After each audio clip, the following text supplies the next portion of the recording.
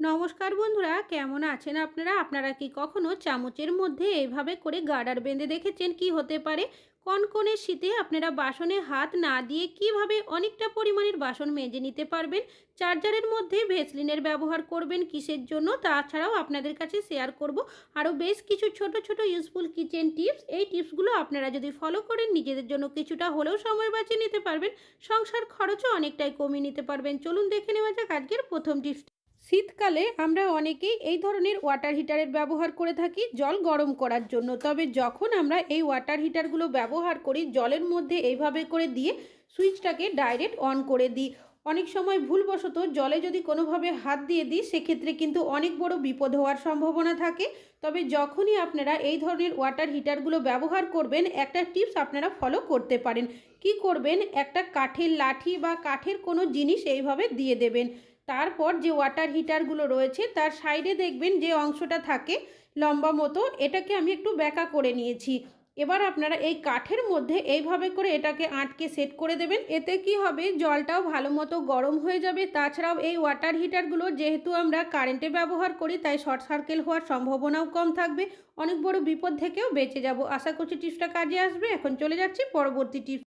আপনারা কি কখনো চামচের মধ্যে গার্ডার বেঁধে দেখেছেন? কি হতে পারে? আমরা প্রত্যেকেই রান্নাবান্না করার জন্য কম বেশি কাঁচা লঙ্কার ব্যবহার করে থাকি। অনেক সময় যখন কাঁচা লঙ্কা কুচি করতে যাই, দেখবেন ছুরি বা বটির সাহায্যে যদি এভাবে কাটতে যাই, আমাদের আঙুলের মধ্যে দাগ বসে যায়, আবার কখনো কখনো আঙুল কেটেও যায়। তবে যখনই আপনারা কাঁচা লঙ্কা কুচি করবেন, একটা কাজ করে নেবেন। এখানে একটা চামচ নিয়েছি আর একটা গার্ডার নিয়েছি। গার্ডারের সাথে এইভাবে করে আপনারা চামচটাকে বেঁধে দেবেন। তারপর আপনারা ছুরি বা বটি যেটার ব্যবহার করেন না কেন, এইভাবে যদি কুচি করে নেন, দেখবেন আপনাদের আঙুলের মধ্যে লেগেও যাবে না, আঙুল কাটবে না। তাছাড়াও আপনারা শুধু এখানে যে কাঁচা লঙ্কা এইভাবে কুচি করতে পারবেন তা কিন্তু নয়, অন্যান্য সবজি চাইলে এভাবে কেটে নিতে পারবেন। পেঁয়াজও কিন্তু এভাবে কাটা যাবে। আশা করছি টিপসটা কাজে আসবে। ভালো লাগলে লাইক করবেন। আপনারা কি কখনো গ্লাসের মধ্যে চুড়ি পরিয়ে দেখেছেন? কি হতে পারে? বাচ্চা থেকে বড় আমরা কম বেশি চুড়ির ব্যবহার অনেকেই করে থাকি। বিশেষ করে বাচ্চাদের এই ধরনের যে মেটেলের চুড়িগুলো থাকে বা বড়রা আমরা যে সিটি গোল্ডের চুড়িগুলো পরে থাকি, কিছুদিন ব্যবহার করতে না করতেই দেখা যায় এইভাবে করে কিন্তু ব্যাকাটেরা হয়ে যায়, যেটা দেখতেও বাজে লাগে, অনেক সময় পরতেও ইচ্ছা করে না। আমি যেহেতু বাচ্চাদের চুড়ি নিয়েছি তাই ছোট গ্লাস নিয়েছি। আপনারা বড়দের চুড়ি নিলে বড় গ্লাসের ব্যবহার করবেন। গ্লাসটাকে উল্টে নেবেন, চুড়িগুলো গ্লাসের উল্টো সাইডে দিয়ে চাপ দিয়ে এইভাবে করে ঘোরাতে থাকবেন। দেখবেন কিছু সেকেন্ডের মধ্যেই কিন্তু যে চুড়িগুলো আপনাদের একদম বেঁকে টেরে যাবে, সেগুলো কিন্তু সুন্দরভাবে গোল হয়ে যাবে। তো দেখতেই পাচ্ছেন কতটা সুন্দর গোল হয়ে গেছে। আশা করছি টিপসটা কাজে আসবে। ভালো লাগলে অবশ্যই একটা লাইক করবেন। আমি এখানে নিয়েছি বেশ কিছুটা বিউলির ডালের বড়ি।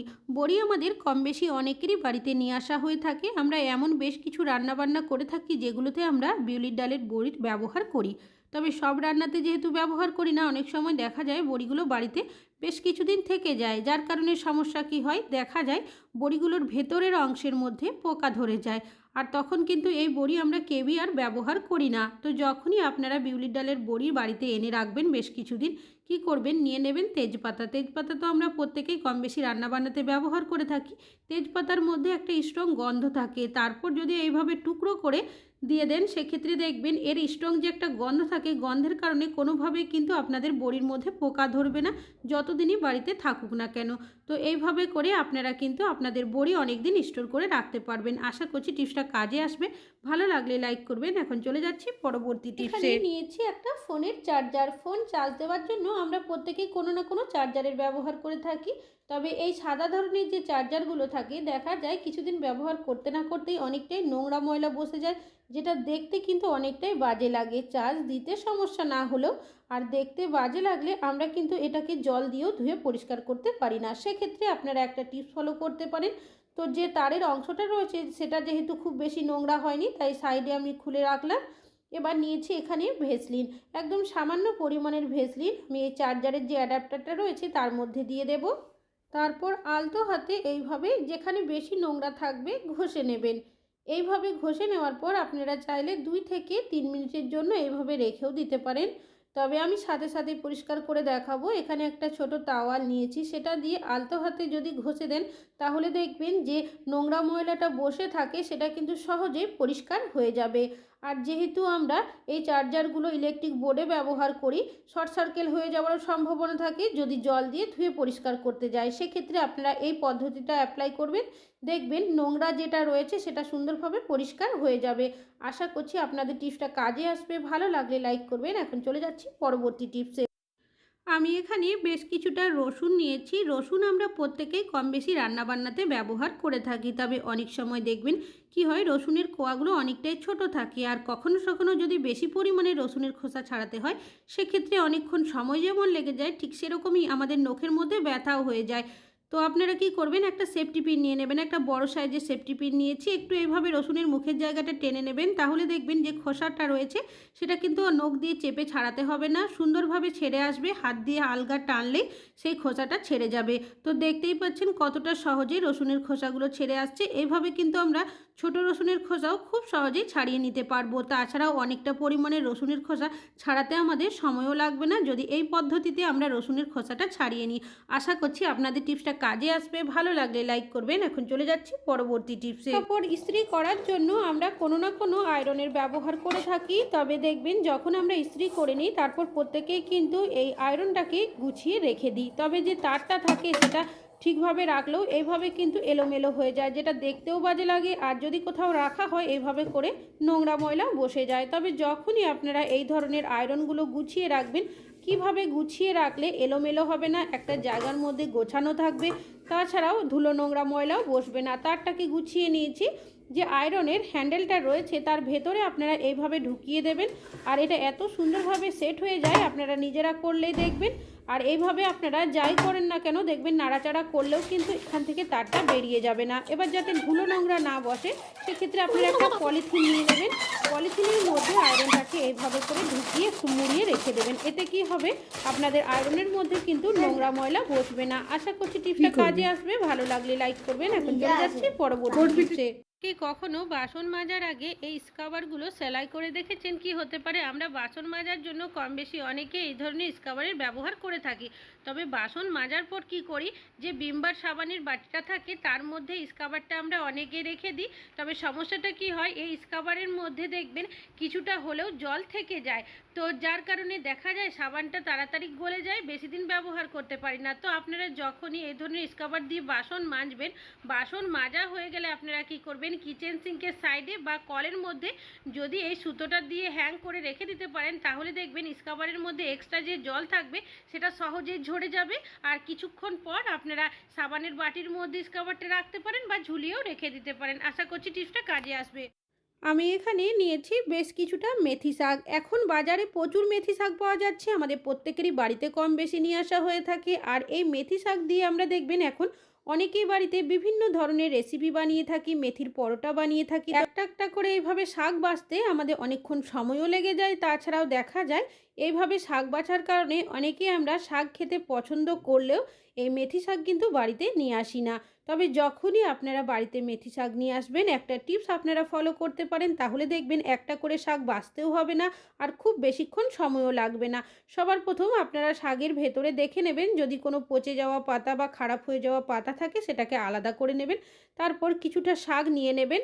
এবার এখানে একটা চিরুনি নিয়েছি, অবশ্যই চিরুনিটাকে পরিষ্কার করে নেবেন। এইভাবে করে আপনারা চিরুনিটাকে দিয়ে হাত দিয়ে আলতো হাতে যদি টেনে নেন, তাহলে দেখবেন শাকগুলো সহজেই আলাদা হয়ে যাবে। অনেকটাই কচি, তাই নরম যে কিছুটা ডাঁটার অংশটা রয়েছে সেটাও কিন্তু নিয়েছি। আপনারা চাইলে শুধুমাত্র শাকটাও কিন্তু এইভাবে করে বেছে নিতে পারেন।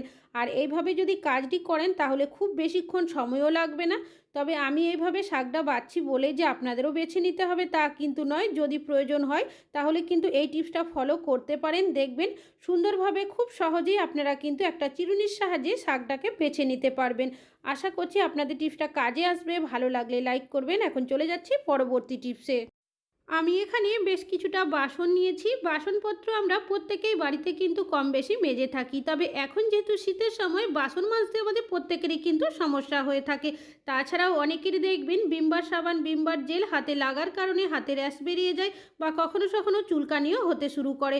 তবে কিভাবে আপনারা বাসনপত্রে হাত না লাগিয়ে খুব সহজেই বাসন মেজে নেবেন তারই একটা ইউজফুল টিপস আমি আপনাদের কাছে শেয়ার করব। এখানে আমি নিয়েছি দুটো মোজা, আর এটা কিন্তু পায়ের ব্যবহার করা মোজা নয়। আমি শীতের জন্য আলাদা করে দুটো রেখেছি। তো কিভাবে ব্যবহার করবেন চলুন দেখে নেওয়া যাক। তো হাতের মধ্যে আমি মোজাটাকে পরে নিচ্ছি। আপনারা ঠিক যেভাবে পায়ে মোজা পরেন ঠিক সেইভাবেই পরে নেবেন। এবার কি করবেন, নিয়ে নেবেন দুটো পলিথিন, অবশ্যই বড় সাইজের পলিথিন নেবেন। পলিথিনটাকে হাতের মধ্যে এইভাবে করে পরে নেবেন। তারপর চাইলে গিঁটও দিতে পারেন, আর যদি অসুবিধা হয় সেক্ষেত্রে রাবার ব্যান্ডের সাহায্যে আটকে দেবেন। অন্য হাতেও আমি একটা পলিথিন পরে নেব আর রাবার ব্যান্ডের সাহায্যে আটকে দেব। এবার কিভাবে আপনারা বাসন মাজবেন চলুন দেখে নেওয়া যাক। ঠিক যেভাবে আমরা স্ক্রাবারের সাহায্যে ভিমবার সাবান ভিমবার জেল লাগিয়ে বাসন মাজি ঠিক সেইভাবেই মেজে নেব। অবশ্যই পলিথিনটা একটু বড় সাইজের নেবেন, তাহলে কাজটি করতে সুবিধা হবে। আর এইভাবে যদি আমরা বাসন মাজি তাহলে দেখবেন ভিমবার সাবান ভিমবার জেল হাতে যেমন লাগবে না, ঠিক সেরকমই ঠান্ডা জলটাও আমাদের হাতে লাগবে না। আর শীতের সময় বাসন মাজতে সমস্যা হবে না। অনেকটা বাসন মাজতে শীতের সময় আমাদের কিন্তু প্রত্যেকেরই সমস্যা হয়। আর এইভাবে বাসন মাজতে যদি ভাবেন অসুবিধা হবে, সমস্যার মধ্যে পড়তে হবে, তা কিন্তু নয়। সব বাসন আমি মেজে নিয়েছি, দেখতেই পাচ্ছেন। এবার বাসনগুলো ধুয়ে নিচ্ছি। এভাবে বাসন মাজছি বলে যে আপনাদেরও মাজতে হবে তা কিন্তু নয়। যদি প্রয়োজন হয়ে থাকে তাহলে কিন্তু এই শীতে আপনারা এইভাবে করে খুব সহজেই বাসনে হাত না দিয়েই, এমনকি আপনাদের হাতের মধ্যে একটু জলও লাগবে না যদি বাসনটা আপনারা এভাবে মেজে নিতে পারেন। সব বাসন কিন্তু এখানে ধুয়ে নেওয়াও হয়ে গেছে আমার। এবার আপনাদের বাসনগুলো সব দেখাচ্ছি, আর আমি হাতে যে মোজার পলিথিনটা ব্যবহার করেছি সেটাও আপনাদের খুলে দেখাবো। তাহলে নিজেরাই বুঝতে পারবেন যে হাতের মধ্যে কিন্তু আমার একটুও জলও লাগেনি আর ভিমবার সাবান ভিমবার জেল কোনো কিছুই লাগেনি। আশা করছি আপনাদের টিপসটা কাজে আসবে। ভালো লাগলে লাইক করবেন। এখন চলে যাচ্ছি পরবর্তী টিপসে।